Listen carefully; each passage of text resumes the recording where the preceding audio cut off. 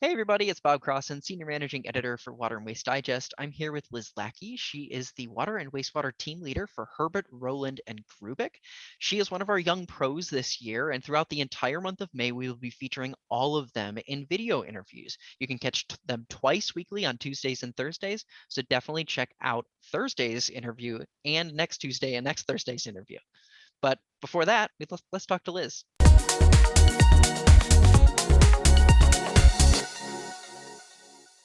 Liz, thank you so much for being here with us. We really appreciate your time. Hi, Bob. It's an honor to have been nominated for the Young Professionals Award. So Yeah, I'm happy to be here. yeah, congratulations on being a young professional. It's very cool honor to be able to bestow these every year. So I appreciate that. Absolutely. Yeah. Um, so you're currently a water and wastewater team lead with your company. Could you talk a little bit about your career path? How did you get to this place that you are now? And it sounds like your high school schooling actually was really influential in driving you in this direction. Absolutely. Yeah. So I've always been a big fan of math. And around junior year of high school, I got involved with stream sampling some of the nearby streams. I'm from southwestern Pennsylvania, near Connellsville. Okay. It was a huge coal mining mecca for the city of Pittsburgh. And a lot of our streams have acid mine drainage. So I was doing a lot of sampling. I love math. And I spoke to my teacher. I was like, how do I combine the two together? And he said, environmental engineering. So that's ever since junior year of high school, I knew what I was doing. So from that, I applied to Penn State. I got into environmental systems engineering in the College of Earth and Mineral Sciences. I graduated with a bachelor's. It's like a weird version of environmental engineering, but it's called environmental systems engineering, and it's geared towards oil, coal, and natural gas. And Oh, then, interesting. yeah, so I was very happy with that degree. I had a lot of classic civil water, wastewater classes as well.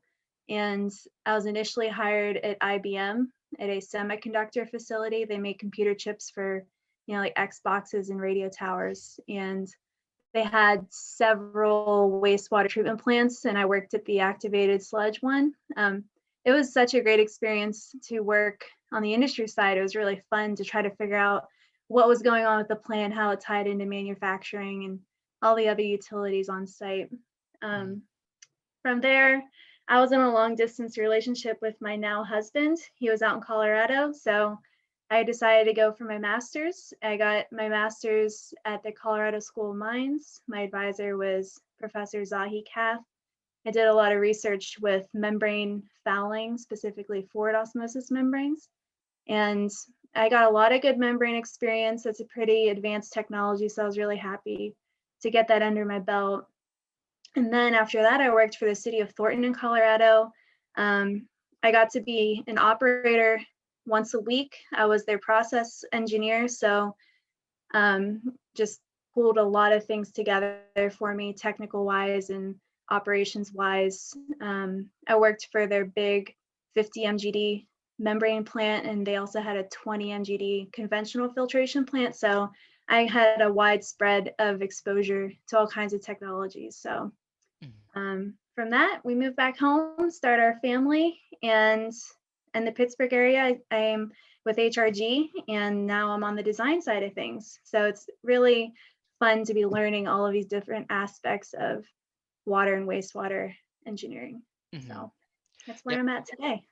yeah. One of the interesting things that we gathered from your survey responses and whatnot was just the amount of energy you put behind making sure that operators' voices are included in your design elements, that you're making sure that you're following what makes sense for them.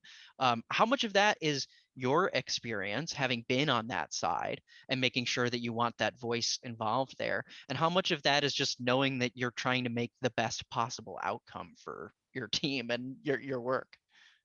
Yeah, I feel like I'm always putting myself into operator shoes when I'm on the design side of things. How are they going to be accessing this equipment or valves? Why this valve can't be 30 feet in the air, you know? Um, and also just thinking about, I got a good handle on how SCADA systems work and operate plants. So I can usually anticipate a really annoying operational scenario with controls through design processes. And also just getting operator input the whole way along through a design process, meeting with them, taking notes on what they want, what we call critical success factors, like big picture, what are you guys looking for?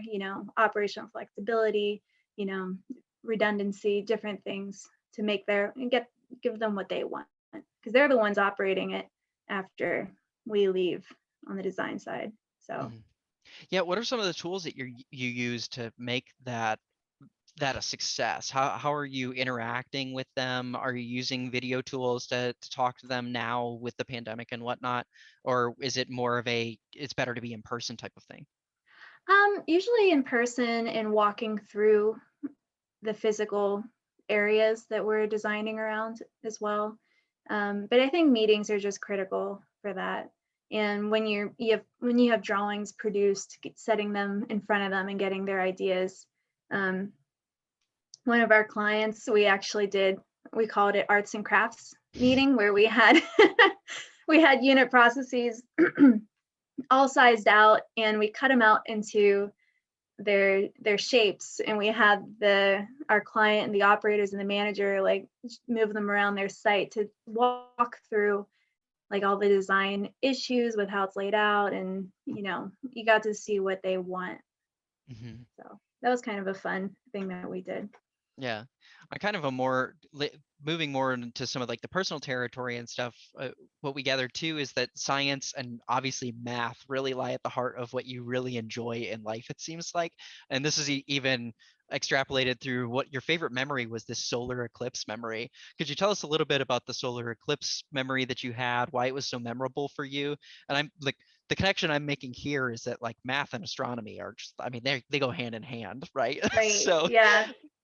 I would say in general with science and math is I just love problem solving. I think I could work any number of job and be pretty interested in what is happening and trying to get to the root mhm. of anything. But the solar eclipse was the survey asked what was it, most memorable experience? Yeah, but Something what like a that. favorite memory, And and yeah.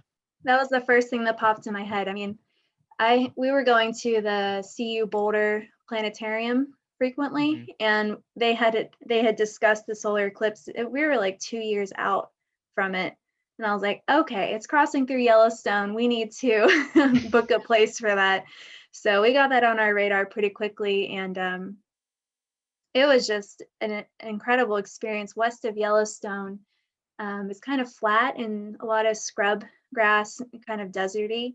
So we found this nice desert spot that had just a 360 view all around. So when the eclipse, when it was happening, you had a 360 sunset, complete darkness, and I think the temperature dropped like 10 degrees or 20. Like it was really insane because it was a desert, so there's no Mhm. humidity. The temperature just dropped. Mhm. And then you had the sunrise effect as well. And it was just such a primal like feeling, like your body was just like, this shouldn't be happening. you know? Yeah, But to a degree, it's almost spiritual at that point because you're like, all right, now I get why people worshipped the sun and the moon and like stuff like that, right? absolutely. It was so fun. And we went with my dad's college roommate who was also a Penn State, and he brought his telescope, and we could see in like a filter on it as well, so we could see the eclipse happening, and it was just the coolest. Hmm. I would Yeah. highly recommend the next one to anybody. I think Yeah. 2020, I forget what, I shouldn't say. I don't remember what year. Yeah. No, it is a very cool experience. It's memorable for me even because I remember having like the little glasses and going outside our office during the heat, the Yeah. height of it and everything, and being able to witness it that way with some of my coworkers and stuff was a pretty cool experience. And you don't get to see it very often. I even remember it when I was a kid in like kindergarten, Oh, watching the really? solar I don't eclipse then remember too. that. Yeah, that was it's still a very clear memory in my mind. I remember us getting the little Mhm. glasses and looking out the window. So Cool. Yeah. yeah. Well, so optimization of systems. So going back to kind of the professional side of thing, optimizations of systems is a big part of the satisfaction. You mentioned problem solving. It's a big part of what satisfies you professionally. Um, Mhm.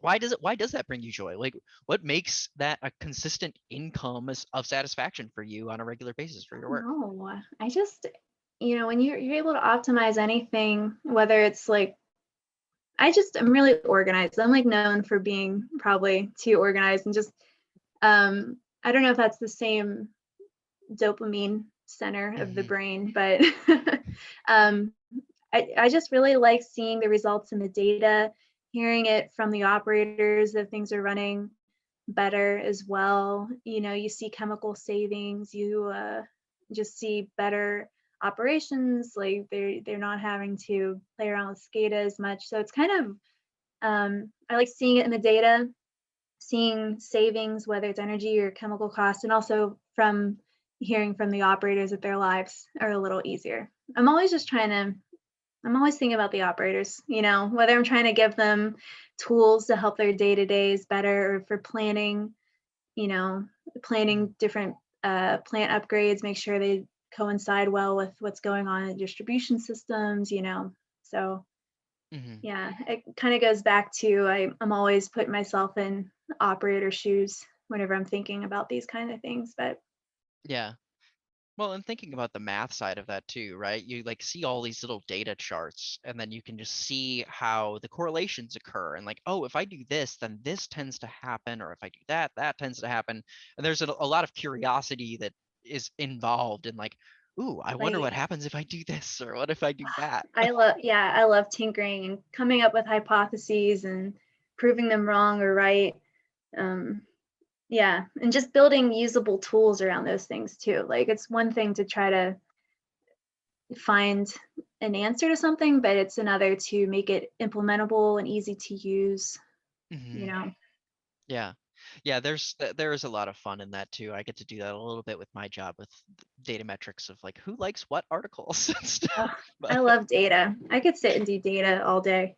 yeah. I probably could have been a computer programmer. Well, I mean, when I think about it too, like the kinds of things that you're doing where you're making those correlations and you're using that to set up things for a plant, like that's the kind of thing that is really helpful for like machine learning algorithms and that kind of a thing too. So there is a cool way that a lot of what you do can supplement or augment or help a lot of new technology that's being brought up too. So that's Mhm. pretty fun as well. Yeah, Yeah. I So don't one of have any machine learning experience though, so. Yeah.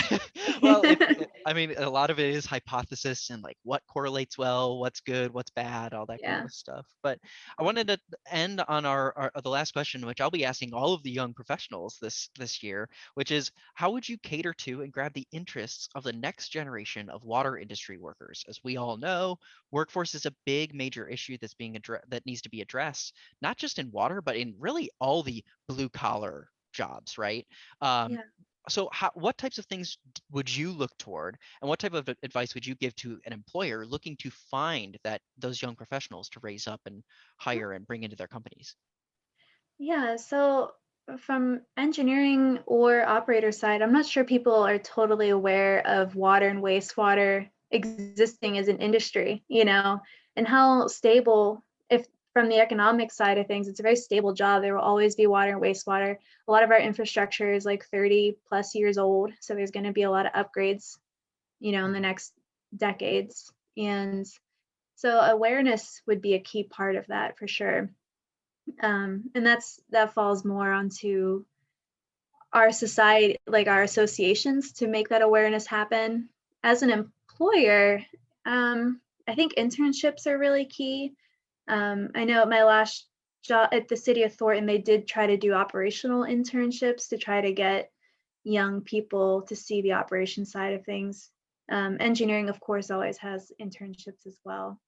Um, yeah, I Mhm. think awareness. I've definitely have been involved with engineering weeks at elementary schools and teaching kids about water and wastewater and the treatment associated with that. Mhm. Um, I think like for me, the stream sampling got me. So I don't know if there's other volunteering organizations that we could tap into as a water and wastewater society to get people involved. But that was really key for me because it just showed me how meaningful a lot of this work is. And that's a big driver for me. And a lot of the people I know that got into environmental engineering meaningfulness of their work is Hmm. important. So Yeah. Pull on that value, that shared purpose, like understanding I know that what I'm doing at this ground level on the bigger picture has a massive effect that is going to help my community and my family and yeah, my friends and the people around me. yeah, it feels like all of the projects I work at are always considering public health and or the environment during the process. It's all driven by that. Hmm. So Yeah, and like you mentioned, that the education element is like really critical. That's what got you hooked, and being a part of these, like going into classrooms and teaching them about water and wastewater, I'm sure is probably going to get some other kid hooked too. right, I yeah. so yeah, I think that's a really cool part that is kind of like it's almost come full circle for you that you get to be the person who is now inspiring you're, another person. you're right.